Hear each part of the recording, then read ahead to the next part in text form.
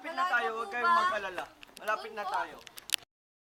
May ibang mga apartment dyan pero masyadong mahal. Kaya dito na lang. Magkano po ba? 500 per day po ito. Per day? Sigurado po kayo ah. Opo. Baka naman po haunted yun eh. Hindi, huwag kayong mabala. Ako ang nagmamay-ari dito.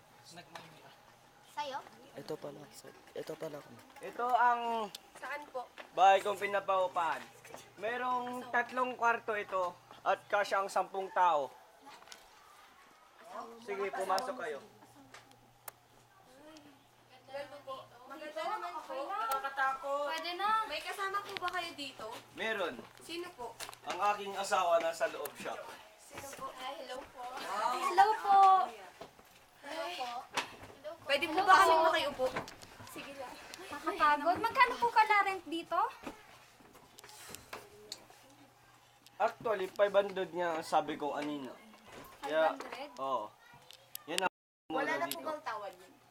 Yan po ang pinakamura dito. May 3 kwarto ito. Makikitulog kayo kami sa inyo? Hindi naman, hindi kami dito nakatira. Diyan kami nakatira sa may gilid. Ang caretaker lang po kayo dito na. Oo. Dito? Libre na po ba yung tubig, kuryente, like that? Kompleto na po dito, wala na po kayong babayaran. Buti naman po. Pwede na po kayong pumasok. Feel at home. Maganda naman pala dito eh. Feel at home, ma'am and sir. Hello po.